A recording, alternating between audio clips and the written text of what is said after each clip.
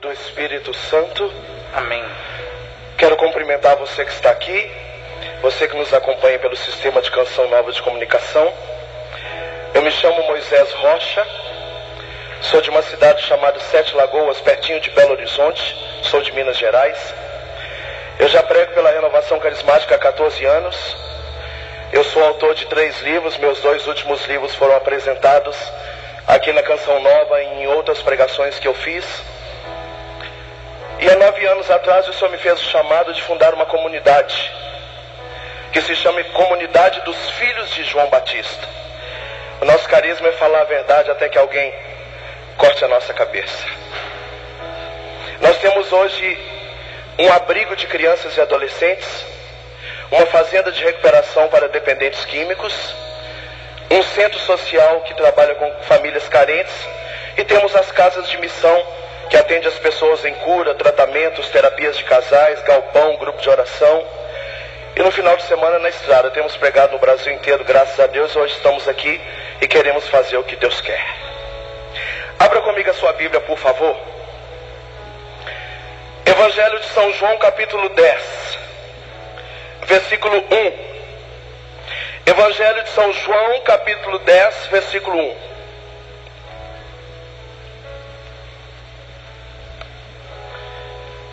Em verdade vos digo, quem não entra pela porta no aprisco das ovelhas, mas sobe por outra parte, é ladrão e salteador. Mas quem entra pela porta é o pastor das ovelhas. A esse o porteiro abre, e as ovelhas ouvem a sua voz. Ele chama as ovelhas pelo nome e as conduz às pastagens. Depois de conduzir todas as suas ovelhas para fora, vai diante delas, e as ovelhas seguem-no, pois lhe conhecem a voz. Mas não seguem o estranho, antes fogem dele, porque não conhecem a voz dos estranhos. E Jesus disse essa parábola, mas eles não entendiam o que ele queria dizer. Então ele tornou a dizer-lhes: em verdade eu vos digo, eu sou o bom pastor.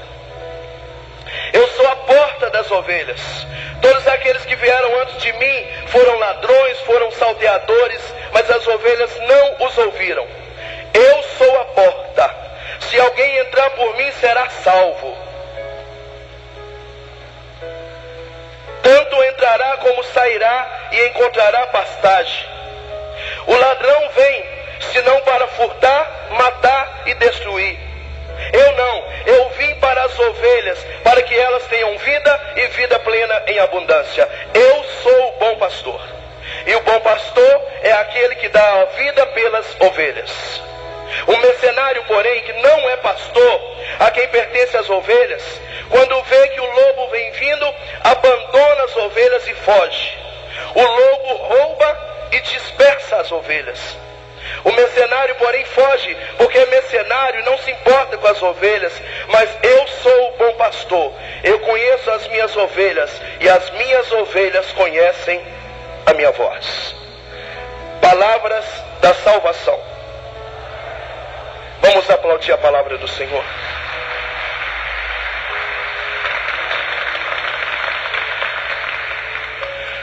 Eu quero nessa manhã rasgar o meu coração de pastor a vocês. O que nós vamos fazer com a mornidão que vive a fé católica dos nossos dias? Nós estamos vivendo dias de apostasia.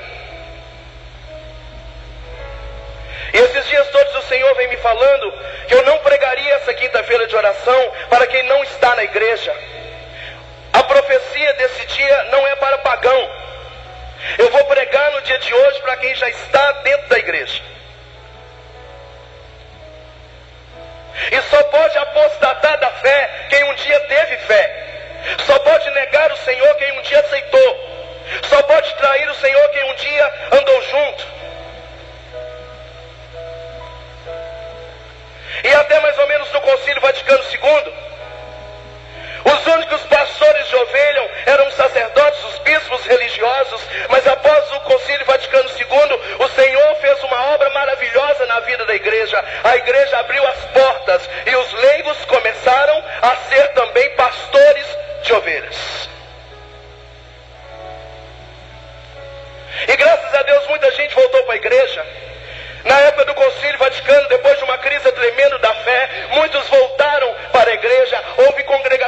nasceram, houve comunidades que nasceram. Por quê? Ninguém entra na igreja no primeiro momento atrás de Jesus. Ele sempre vai atraído por um líder. Ninguém sendo pagão, estando no mundão, na vida profana, sai da sua casa para ir tomar gosto pela missa. Ele vai atrás de um padre que o atrai. Ele vai atrás de uma banda que o atrai, de um pregador que o atrai. E isso é muito sério, porque como João Batista, eles perguntam: você é o Cordeiro de Deus? E nós dizemos: não, eu não sou. Depois de mim virá aquele que é o Senhor, mas eu vou apresentar vocês a Ele na hora certa. E continuam vindo atrás de mim, venham atrás de mim, porque se vocês vieram atrás de mim, vocês vão encontrá-lo. E quando eles fazem a experiência com Jesus, os pastores dizem: Ele é o Cordeiro de Deus. Podem ficar com Ele agora, vocês não precisam mais de mim. Mas decore essa frase: no primeiro momento, ninguém sai do mundão para ir à igreja atrás da missa sem ser atraído por um bom padre. Ninguém sai para ir a um grupo de oração sem ser atraído por um grande pregador. Ninguém começa a tomar gosto pelas coisas de Deus se não for atraído pela música católica, por um bom líder, por um bom coordenador, por um agente de pastoral. Portanto, porque a igreja decidiu no Concílio Vaticano II abrir as portas por leigo? Porque os padres tinham milhões e milhões de coisas para fazer, e a igreja descobriu que as pessoas poderiam voltar para a igreja atraídas por bons pastores leigos. E eu quero profetizar nessa manhã aos pastores leigos: num determinado momento da fé católica, a igreja que confiou a nós, os leigos, a graça de pastorear as ovelhas da igreja, nós começamos a encher de vaidade, e nós começamos não sendo mais o bom pastor, mas nós começamos a ser orgulhosos sobre as ovelhas. E diante dessa situação triste, eu digo para vocês, é triste e vergonhosa. Uma das razões da mornidão que vive a fé católica, uma das razões da mornidão que vive a nossa igreja hoje, é porque as pessoas seguem líderes leigos, e os leigos deixaram de cuidar das ovelhas e começaram a cuidar do seu próprio umbigo. E aqui eu quero começar falando dos músicos. Eu quero denunciar nessa manhã a vergonha que vive a música católica hoje. Quando começamos a igreja, começamos pequenininhos. Começamos tocando capela de hospital, não é isso? Grupo de oração de roça. Não tinha cabo, era violão sem ser elétrico, não era isso? E nós orávamos, e tinha unção, tinha cura. Quantos estão na igreja hoje por causa daquela época, 10, 15, 20 anos atrás? E nós tínhamos unção, por quê? Nós orávamos na madrugada, nós dizíamos: o Senhor, não queremos ser artistas, nós queremos ser servos, queremos ser profetas. Cura o povo com meu violão, cura o povo com a minha vozinha. Às vezes mesmo errando o tom da música, começamos ali fazendo o que Deus quer de verdade, e subiu para a cabeça. E a música católica hoje saiu do profetismo e foi para a linha do estrelismo. E a igreja católica não levantou bandas e músicos para serem artistas, levantou-nos na igreja para sermos profetas e pastores.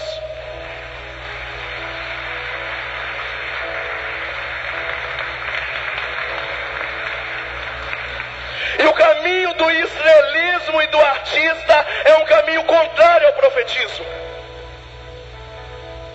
O profeta, quando canta, ele atrai com a sua música as ovelhas para o rebanho que é a igreja católica. Era isso que o Concílio Vaticano II esperava dos músicos.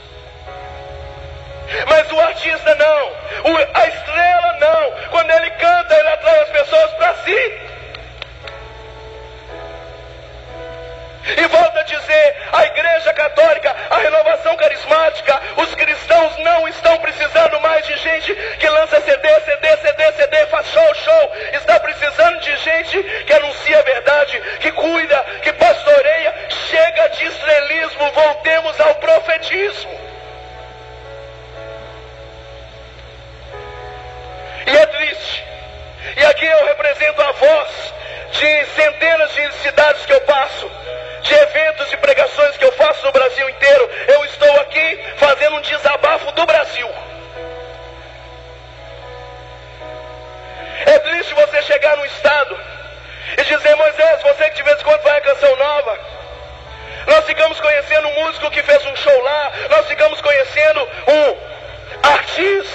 que tem uma música que o pessoal lá canta, só que esse artista nunca vai vir na minha cidade, porque o preço que ele cobra é um absurdo. Eu quero dizer a você, músico, desculpa eu olhar para vocês, mas aqui vocês representam o Brasil, ok? Há músicos que nunca vão comprar o CD de vocês porque não tem dinheiro. Há músicos que nunca irão no show de vocês porque não tem dinheiro. Mas foi para esse povo que a Igreja Católica abriu as portas. Vocês precisam cantar para os pobres, para os doentes, nos interiores, nas cidades com população baixa. Precisam cantar para 200 pessoas com o mesmo amor que canta no Raléu para 100 mil. Porque senão vocês não são profetas, vocês são estrelas. E no dia do julgamento eu tenho pena de vocês. E aí, eu vou numa cidade que a pessoa diz: Moisés, o músico veio aqui, cantou, tocou. E eu falei: meu irmão, como o seu voo é só à noite, você canta na missa? E ele disse: não, para cantar na missa o valor é outro.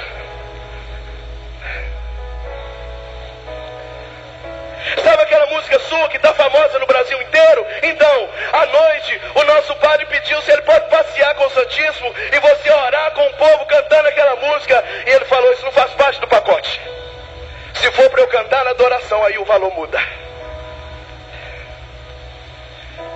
Eu fico vendo esse músico lançando o próximo CD ali no quinto dos infernos no dia do julgamento. No dia do julgamento.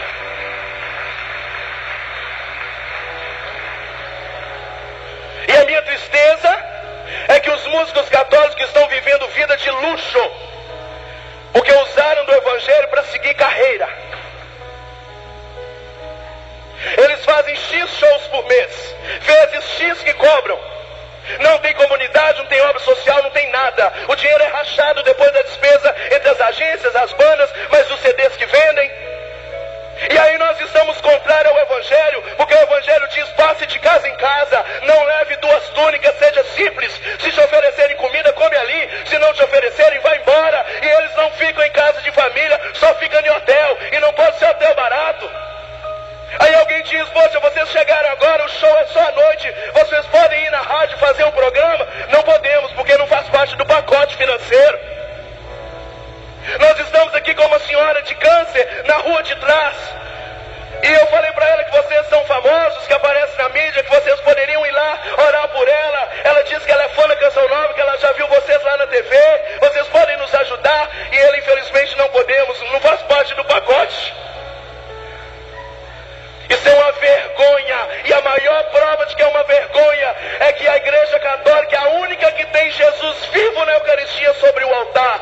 E os evangélicos que não têm Jesus na Eucaristia sobre o altar compõem músicas ungidas de adoração, de contemplação. E nós católicos estamos trazendo as músicas de adoração evangélicas para dentro da igreja, para as nossas missas, para os nossos grupos, porque os músicos católicos não compõem música de adoração, só música para show. Sabe por quê? Música de adoração não dá ibope, não vende CD, não dá dinheiro. Diga para quem está do seu lado: isso é uma vergonha.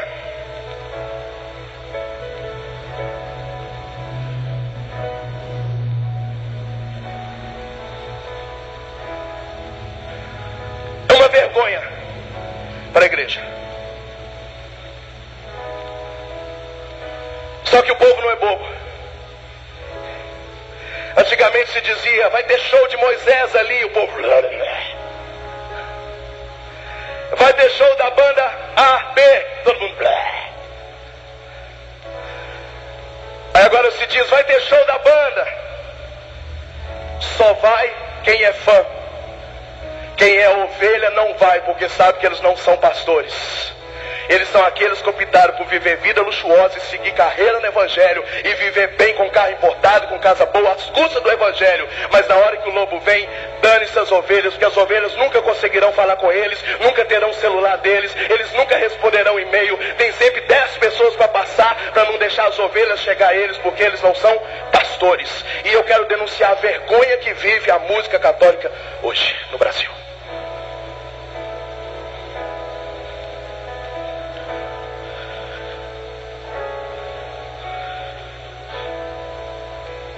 Quero direcionar também as minhas palavras aos pregadores.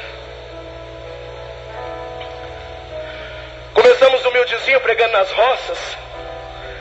Eu há 14 anos atrás viajei 3 horas e meia de estrada de chão para pegar para 12 pessoas na roça. Eu não tinha dinheiro para dar nem a gasolina. E os nossos pregadores começaram a descobrir que o evangelho também é fonte de renda.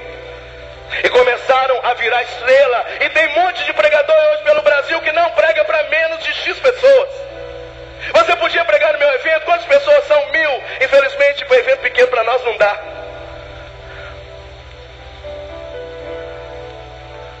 E não fica em casa de família?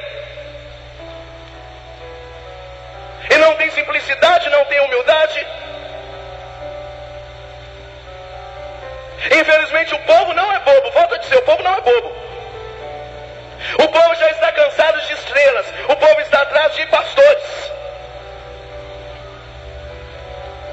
Quando a gente chega numa cidade, você tem que se arrebentar pelaquela cidade. Talvez você seja o último profeta que aquela cidade vai receber.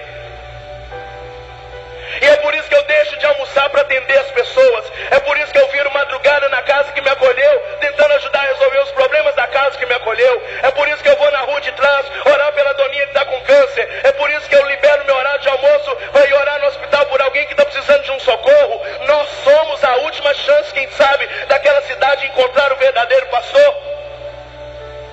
E quando o evento me chama e me dá um número de pregações, eu falo só isso, arranca o meu couro, arranca, põe mais, põe 7, põe 9, vamos pregar mais, me usa, me arrebenta.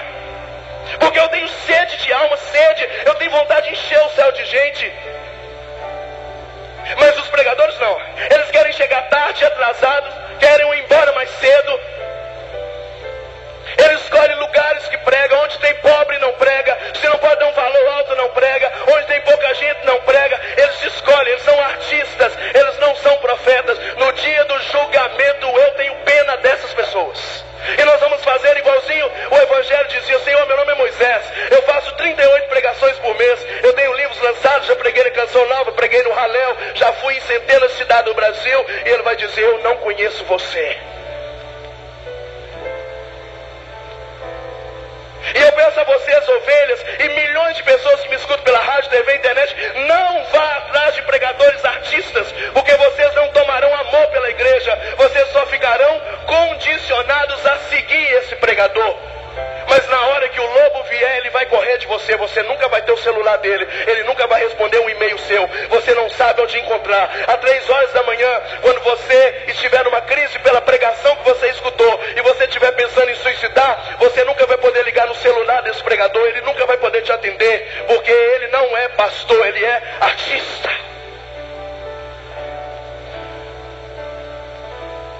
Diga para quem está do seu lado, cuidado, meu querido. Cuidado, meu querido. Diz para quem está atrás de você. Cuidado.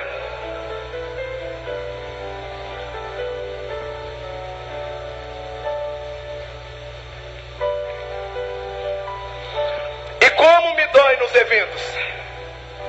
Os pregadores são intocáveis. Acaba a pregação, todo mundo desaparece com ele.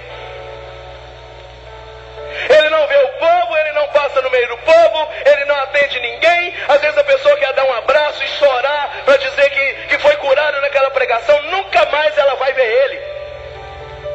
Ele sai pelos fundos, eles escondem ele. O povo do retiro come arroz com salsicha. Ele vai almoçar em churrascaria, como se o privilégio da pregação nos desse alguma coisa a mais do que as ovelhas. Jesus disse, eu dou a vida pelas ovelhas. Elas conhecem a minha voz. Por quê? Porque eu estou com elas. Elas aprenderam a conviver comigo.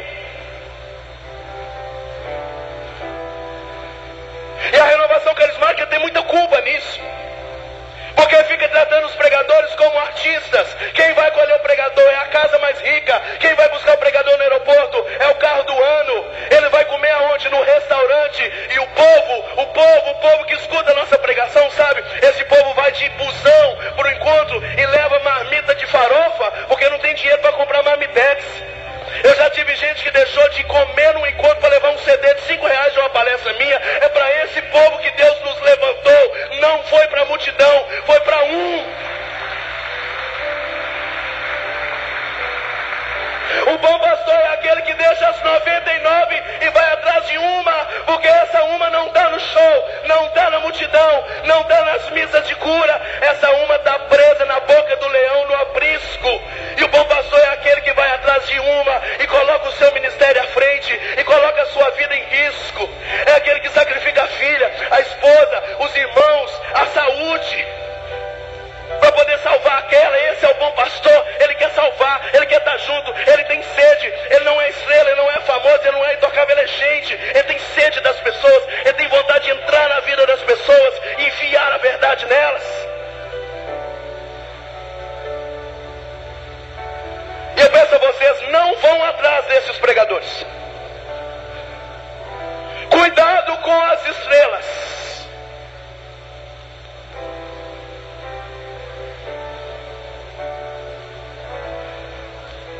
Porque infelizmente eles estão seguindo carreira no Evangelho. Eles têm a vida à parte, bebem, vivem a vida lá. E aí no final de semana, ou no dia do grupo de oração, ou no dia da pregação, ele chega com aquela cara de santo do pau oco e querendo amém, aleluia, glória a Deus, oh glória a Deus e tal, e tchá, sai pelos fundos. Mas tem vida dupla. Se hoje há uma mornidão na fé católica, se os nossos grupos de oração estão vazios, se os nossos encontros estão vazios, é porque o povo não é mais bobo, o povo não está sentindo firmeza nos líderes, o povo não vê no pregador um bom pastor, então o povo não vai, o povo não é bobo mais não. Só que quem perde é a igreja, porque se para chegar à igreja tem que ser atraído pelo Moisés, e o Moisés fica vivendo essa vidinha frouxa, desculpa eu dizer, vagabunda, incoerente, o povo não chegará na igreja, porque vai parar na decepção da minha atitude, e daqui volta para trás. Só que no dia do julgamento eu vou prestar conta disso. Porque Deus não me levantou para ser artista, nem para fazer nome, nem para ser escritor do Brasil. Deus me levantou para ser profeta, para salvar a gente, para dar a vida pelas ovelhas. Se for 5 mil, amém. Se for 50 mil pessoas, amém. Se for evento de multidão, glória a Deus. Mas com o mesmo amor, que eu sei que tem 3 milhões de pessoas me escutando agora, é o mesmo amor que anteontem eu estava pregando para 60, para 80, para 20, para 12. Não importa o tanto de gente, importa que eu sou a última solução da vida daquela pessoa. Poxa. Pergunte para quem está do seu lado, você está entendendo? Pergunte para quem está do seu lado, você está entendendo?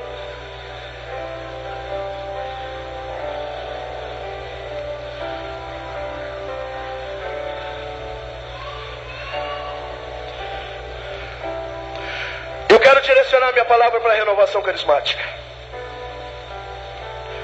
E só tem autoridade para falar quem vive.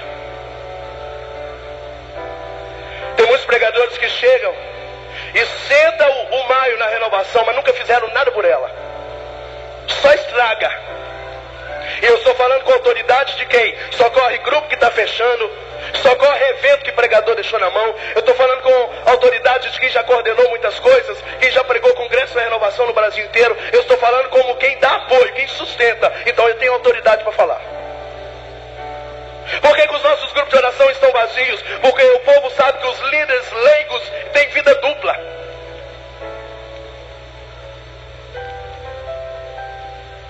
A renovação carismática nasceu como fruto, 2, 3, 4 anos depois do Concílio Vaticano II. A renovação carismática foi uma resposta para a igreja de avivamento. E por que a renovação carismática não batiza mais as pessoas no Espírito? Por que ela não aviva mais o povo? Porque ninguém dá aquilo que não tem. E eu vou me dizer a bronca, e eu preguei isso em tudo quanto é lugar que eu fui. A minha bronca com a bebida dentro dos grupos de oração. Toda vez que na Bíblia fala de Espírito Santo, fala de bebida junto. Não vos embriagueis com vinho, mas embriaguem do Espírito de Deus. João Batista, desde o seio da sua mãe, não bebia nem cerveja nem vinho, para que ele fosse cheio do Espírito Santo. Sede sóbrios e vigiai, porque o Espírito Santo virá. É como se tivesse uma regria bíblica, que pregadores que bebem, coordenadores que bebem, músicos que bebem, nunca terão a unção do Espírito por completo. Porque, desculpa eu dizer, não sei se eu posso dizer isso na TV, mas estou dizendo, eles têm o rabo preso com o diabo. Aí chega aquela doninha que há 20 anos reza para o marido que é alcoólatra aceitar ir no grupo de oração. E naquela noite, glória a Deus, aquele marido foi. Quem é o pregador? Moisés. E ela toda feliz. Ó, bem, você vai gostar demais desse menino, é uma bênção. Ele vai dizer, eu já conheço. Outro dia ele entrou lá na padaria e comprou 2 cervejas lá quando eu estava lá.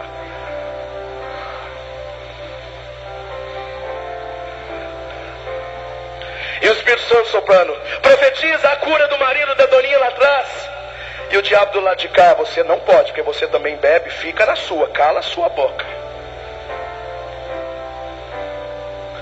Senhor, eu quero ter autoridade para denunciar. Aí o demônio, menos bebida, porque você não para de beber, fica na sua. E aí eles ficam com o rabo preso com o demônio. Então nunca serão profetas, nunca falarão a verdade, porque ele está preso ao inferno. Depois que Jesus me chamou, eu parei de beber. Não é porque é pecado, porque em nenhum momento a Bíblia diz que beber é pecado. Eu parei de beber porque eu quero ter unção para enfiar a minha profecia na casa das pessoas e arrancar a bebida lá de dentro. E glória a Deus, eu recebo todo dia testemunho disso.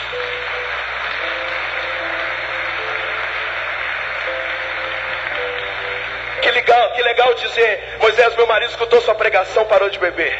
Moisés, meu marido foi 17 anos de casado no boteco. Fizemos aquele encontro de casais. Quando você falou que é impossível o casamento ficar de pé quando tem bebida, ele tomou a decisão. Tem 5 meses que ele não bebe. Moisés, que legal. Ele era um pregador e ele bebia, etc e tal. Depois daquela pregação, ele parou de beber e Deus está levando ele para tudo quanto é lugar para pregar. Que alegria, mas só tem autoridade de arrancar bebida da casa das pessoas quem vive a verdade. E o povo não é bobo. Não é. E terminando sobre grupo de oração, eu quero dizer da vida dupla que vive hoje. Os coordenadores dos nossos grupos, os diocesanos, aqueles dinossauros que tem 20 anos que só eles estão à frente. Deus levantou um tanto de moleque santo, cheio de unção, mas eles não têm oportunidade, porque aqueles dinossauros rex, aqueles que têm 8 bilhões de anos na frente, não sai da frente. É sepulcro caiado, não entra no céu, não deixa ninguém entrar. Eu estou falando alguma mentira aqui? Eu sei que eu estou representando o desabafo de vocês também, é verdade ou não?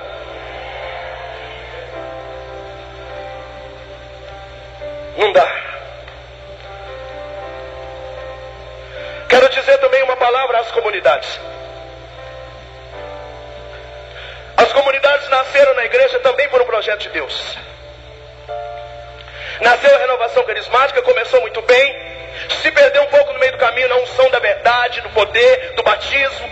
Aí Deus começou a suscitar renovações, grupos, comunidades a partir da Canção Nova. E eu quero dizer aos fundadores de comunidades, membros de comunidade, é preciso nessa quaresma rever até que ponto nós estamos fazendo o que Deus quer, ou então nós estamos fazendo o que o povo gosta para a gente viver vida confortável. O profeta é aquele que vai ter sempre dificuldade. Por quê? Por causa da verdade, ele ganha adeptos radicais para a igreja, mas ele não ganha gente para bajulá-lo. Se eu falar aqui de coisas amorosas, vocês queirão pegar as bolsas e dizer, eu quero ir embora com você para sua comunidade. É muito fácil, tem denominações e igrejas aí fora fazendo isso. Se eu falar aquilo que vocês vão escutar, eu deixo vocês apaixonados comigo, e aí eu vou viver uma vida light, tranquila, boa, porque vocês até me darão dinheiro. Mas se eu falar a verdade, vocês no primeiro momento vão me detestar, e é por isso que eu vivo com muita dificuldade. Mas daqui 1 ano, 2, 3, eu vou te encontrar por esse Brasil, e você vai dizer, me doeu, eu fiquei com raiva de você, mas hoje eu estou na igreja, a minha vida mudou a partir daquela profecia. E aí as comunidades começaram a falar aquilo que o povo gosta. Por quê? Para viver em conforto. E distanciaram, membros de comunidade que distanciaram, carismas que distanciaram, membros que não quiseram obedecer o que Deus queria, saiu e fundou a dele. Está cheio de comunidade por aí, desculpa eu dizer, porque eu prego e dou formação para muitas, cheio de comunidades igual a igreja de porta de boteco, pregou ali, saiu e fundou a dele. Eu quero dizer a Canção Nova, na pessoa do Monsenhor Jonas, eu não estou pregando aqui nada além daquilo que eu cresci escutando o Monsenhor Jonas pregar, desde 15 anos atrás. Se vocês foram ali no Davi e olharem todas as palestras do Padre Jonas de 99, 2000, 2001, é tudo isso que eu estou pregando. A radicalidade da igreja, a santidade da igreja, o desejo de fazer as coisas certas. E quantas vezes o Senhor Jonas disse que a missão da Canção Nova é preparar um povo bem disposto para a vida de Jesus? Quantas vezes ele mesmo disse que a missão da Canção Nova é ser João Batista? E eu sou suspeito, porque eu sou da comunidade Filhos do João Batista. E quando nós orávamos há uns anos atrás, pela primeira vez que eu vim pregar na Canção Nova, o Senhor nos dava uma visão de uma grande torre, uma grande montanha e uma pequenininha. E o Senhor falava, as pequenas comunidades que têm 5, 8, 10, 15 anos, são ainda montes e torres pequenas. A Canção Nova já é grandona, mas elas trocam raio entre si, porque Deus está levantando comunidades sérias, profetas, radicais, para unir-se à Canção Nova, para que no dia da vinda de Jesus não tenha frutos nem meu e nem do Monsenhor, tenha frutos da igreja, porque Jesus vai vir buscar é a igreja católica.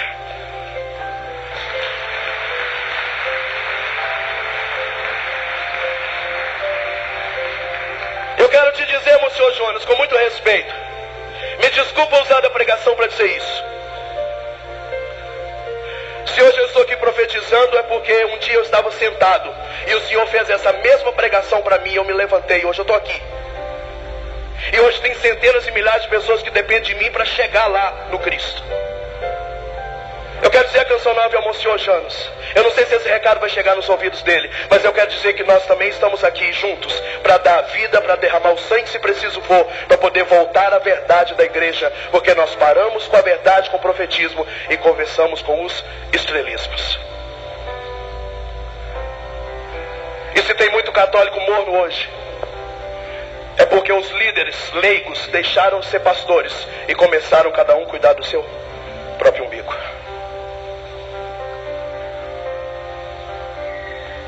E por último quero direcionar minha palavra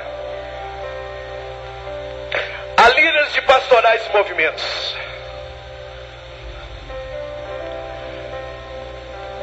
Movimentos de jovem que nascem nas igrejas, para pastorear jovens do mundão para a igreja.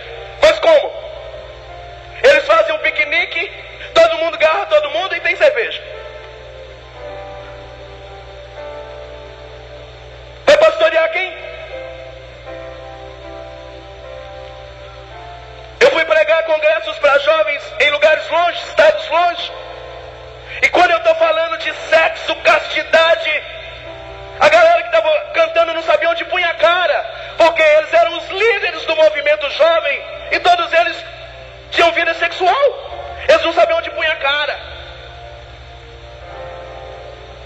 Então como é que nós vamos atrair os jovens para a igreja, sendo que nós somos líderes de movimentos jovens? Todo mundo fica, todo mundo bebe, as moças usam roupa curta, aí de repente desaparece da igreja, a gente descobre que está de barriguinha, que está grávida.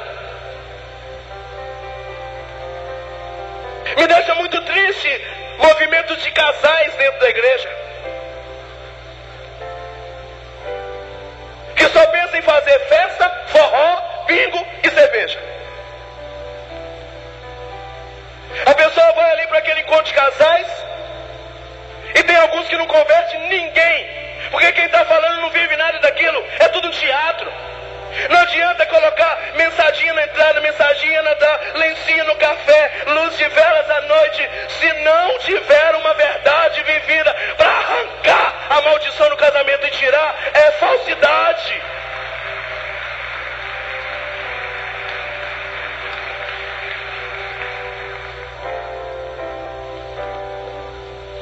Não adianta.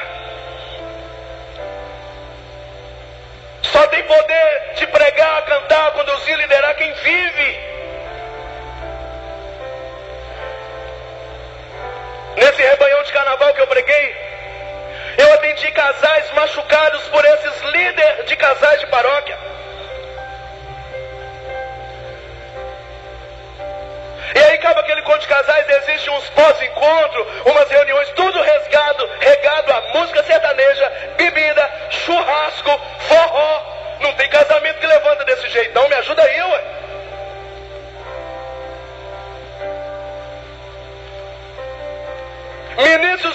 Eucaristia que nasceram na igreja para ser pastores e que tem vida dupla. Eu conheço um monte de lugar que eu preguei ministros da Eucaristia que gostam de espiritismo, ministros da Eucaristia que tem 2 maridos, ministros da Eucaristia que tem 2 mulheres. Aí a pessoa diz, eu não comungo com aquele ministro porque eu sei que ele não presta, então eu vou comungar com o outro, até quando ela vai ter que trocar de ministro, porque aqueles que Deus chamou para distribuir o corpo dele têm vida indigna. Estou mentindo? Estou mentindo? Toda vez que eu disser uma verdade, me apoia naquilo que eu estou dizendo, que eu sou a sua voz aqui no microfone. Nós não aguentamos mais isso. O povo não aguenta mais olhar para os músicos e ver que estamos numa mentira, olhar para os pregadores e ver que é mentira, olhar para os líderes, para os grupos, para os movimentos. Você não sabe mais para onde correr. Mas isso vai mudar. Diga para quem está do seu lado, isso vai mudar, meu querido. Isso vai mudar.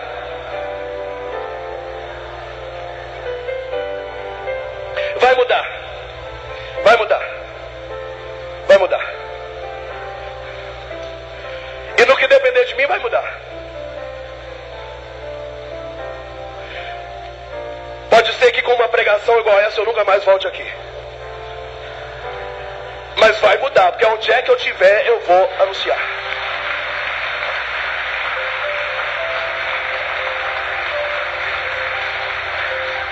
E por quê? Porque um dia eu vou prestar contas. Na hora do julgamento não adiantou eu fazer merchandising com você ou fazer teatrinho. Na hora do julgamento nós vamos prestar conta daquilo que fizemos ou não. E ai daqueles que Deus levantou para fazer e não fez. E aqui eu quero profetizar também a você. Eu não sei que tipo de líder leigo você é. Diga para quem está do seu lado, cria vergonha na sua cara, meu querido. Você que está em casa no sofá, sacode a pessoa que está do seu lado e fala, cria vergonha na sua cara, meu querido. Cria vergonha na sua cara. Você, pregador que está aí sentado, ministro, músico, coordenador da renovação, você que acha que é o bambambam, que dá um jeito na sua vida, meu querido. O povo já não aguenta mais isso.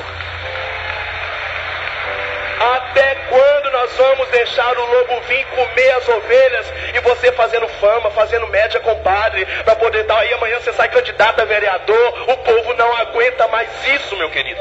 Não aguenta.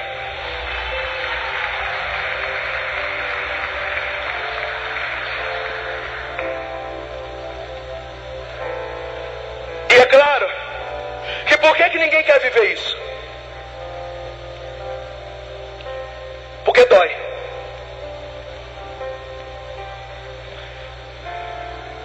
Para eu fazer aquilo que Deus me chamou, eu tenho que morrer para mim, para fazer o que Deus quer. Eu nunca quis mexer com criança, eu nunca tive paciência. De sacanagem, Deus me deu logo gêmeas.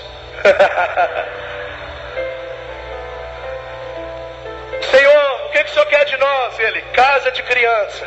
Estamos lá hoje com quantos anos? 31? 31 crianças. Meninos e meninas que passaram por abusos, por espancamentos, por maltratos. Eu falei, casa de criança chega. A casa ficou grande, pegamos o do lado, já rachamos a casa em duas. E na nossa casa se reza as 1000 Ave Marias todo primeiro sábado do mês, em todas as casas. E a gente tira a mensagem da Nossa Senhora e pergunta a ela o que ela quer para aquele mês. E ela pediu mais uma casa de criança. Estamos com 12 já para inaugurar uma casa daqui a uns dias.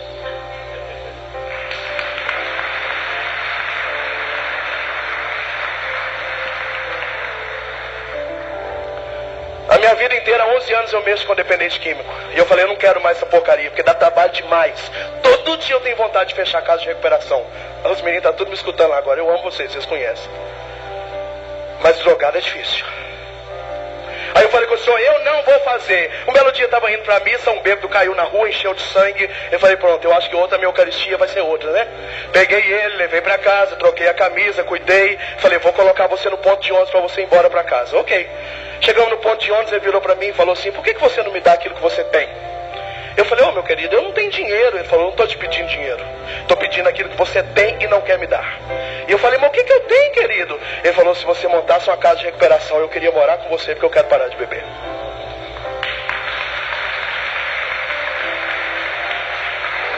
Entrou no ônibus, sumiu, nunca mais vi. Eu acho que esse bêbado não era humano, ele não existia. A gente não faz o que quer. No ano de 2009 eu fui em mais de 50 cidades do Brasil. Fiz mais de 300 pregações. Teve mês de fazer 38, 35. Estou com problema de garganta que eu não aguento mais pregar. Não fiquei nem um final de semana em casa. Estou fora de casa desde sábado pregando carnaval. Carnaval já emendei aqui. Quem quer viver vida assim, gente? E todo o rebanhão que eu preguei estava vazio. Por quê? Porque quem deveria estar fazendo aquilo que eu fiz foi descansar no sítio. Quem Deus deu o dom de profecia, cura, milagres, músicas proféticas, está estressado, foi descansar. Isso me dá nos nervos. Me dá nos nervos.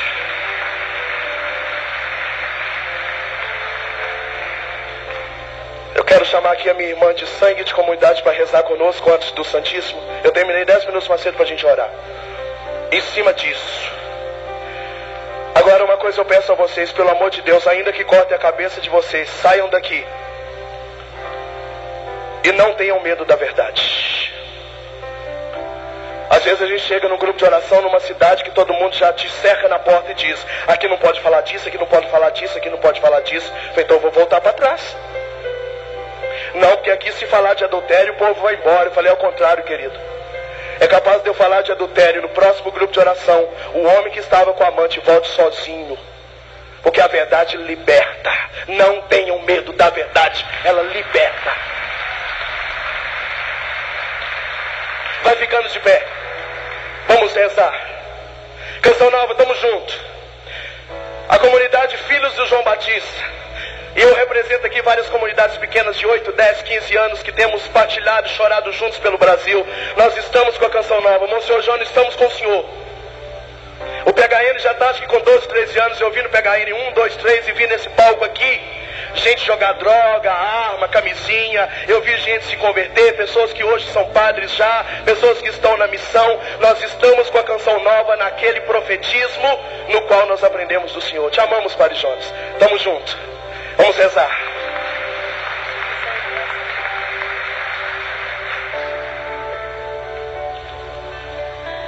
Fechando os olhos, vamos fazer a retrospectiva de como estamos então. Deus Pai Todo-Poderoso e Eterno, Tu és bendito e santo eternamente. Pedindo a intercessão da Virgem Maria, de São João Batista, João Bosco, João Paulo II, São Bento e todos os santos disponíveis na intercessão deste momento, colocando o Pai Eterno, Javé, em tuas mãos santa e poderosa, pelas mãos da Virgem Maria, nossa Mãe e Rainha e Senhora, toda a liderança, todo o povo de movimento, as comunidades, a renovação carismática, as pastorais de igreja, e especialmente a canção nova. Recebe agora, Senhor, pelas mãos da Santíssima Maria, nós te pedimos, e nós, filhos de João, pedimos o arrependimento, o batismo do arrependimento, para que seja liberto, para que haja agora a libertação pelo arrependimento do batismo santo. Monsenhor Joanas, te peço perdão por essa revelação que vou fazer agora. A Virgem Maria me revela que o Senhor tem pedido há muito tempo uma libertação pela canção nova, uma libertação total. Eu não sei, Monsenhor, qual é a libertação que o Senhor está pedindo. Me ouso dizer que o Senhor esperava essa libertação o ano passado, pela presença do Frei Rufus,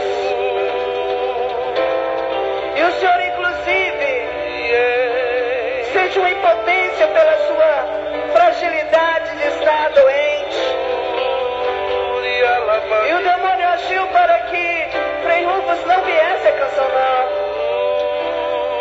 Pois eu ouso dizer nessa manhã, Monsenhor, o Senhor deve estar nos vendo agora. Mas se o Senhor não estiver,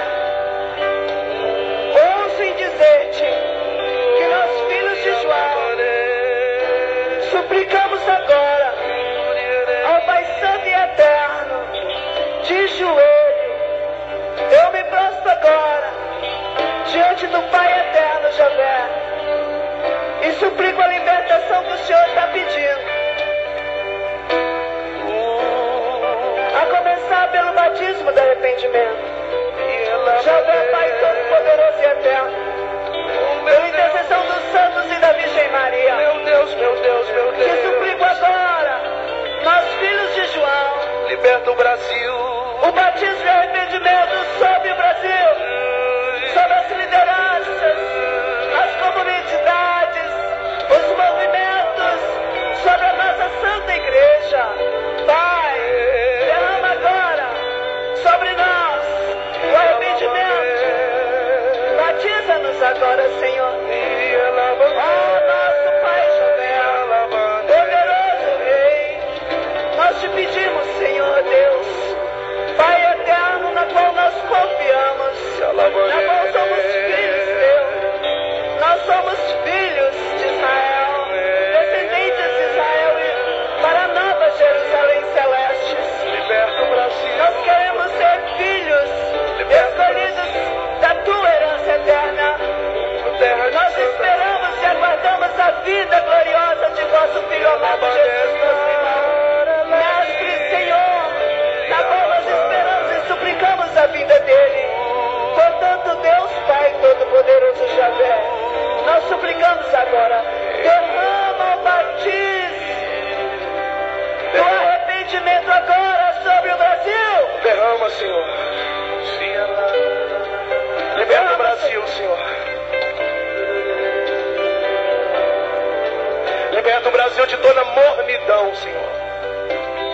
Você que está aqui, você que está em casa, ore. Queremos a libertação, Senhor, da música católica, dos pregadores, Senhor, das comunidades, aquelas que, quem sabe, até se